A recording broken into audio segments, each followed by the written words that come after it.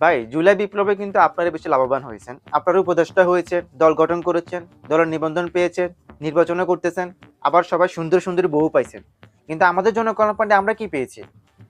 না পেয়েছে দলের নিবন্ধন, না করতে পারতেছে নির্বাচন। অন্যদিকে আমাদের লিডার খায়রুল দেওয়ান এখনো অবিবাহিত।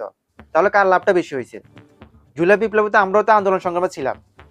আমাদের লিডার খায়রুল দেওয়ান শাহবাগ সেক্টরে মাত্র 5 মিনিটে ধর ধর ধর অ্যাটাক বলে পুরো শাহবাগ তিনি স্বাধীন করে ফেলেছেন। আচ্ছা, সবকিছু বাদ দিয়েছে, সবকিছু বাদ। আমাদের এখন কথা বলার স্বাধীনতা তো আমরা পাচ্ছি না। আমাদের লিডার খায়রুল দেওয়ান জনতার মঞ্চ করে ওইখানে তিনি বক্তব্য দেন। তিনি জনগণের পক্ষে অন্যায়ের বিরুদ্ধে কথা বলেন, চাঁদাবাজের বিরুদ্ধে কথা বলেন। কিন্তু আপনাদের সহ্য হচ্ছে না, আপনাদের সহ্য হচ্ছে না।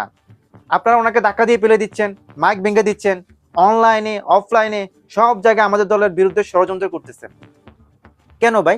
আমরা কেন এখন বৈষম্য শিকার? এখন আমাদেরকে নির্বাচনের বাইরে রেখে, জনকল্যাণ পার্টিকে নির্বাচনের বাইরে রেখে আপনারা এখন নির্বাচন আয়োজন করেছেন। এই নির্বাচন জনগণ মেনে নিবে না। যে নির্বাচনে জনকল্যাণ পার্টি থাকবে না, যে নির্বাচনে আমরা থাকবো না, যে নির্বাচনের মাধ্যমে লিডার খায়রুল দেওয়ান প্রধানমন্ত্রী হতে পারবে না, সেটা কিসের নির্বাচন? আপনাকে রাজনীতি নিয়ে ভাবতে হলে কিন্তু আগে খায়রুল দেওয়ার নাম থাকতে হবে। এটা এটা আমি আগে বলেছি।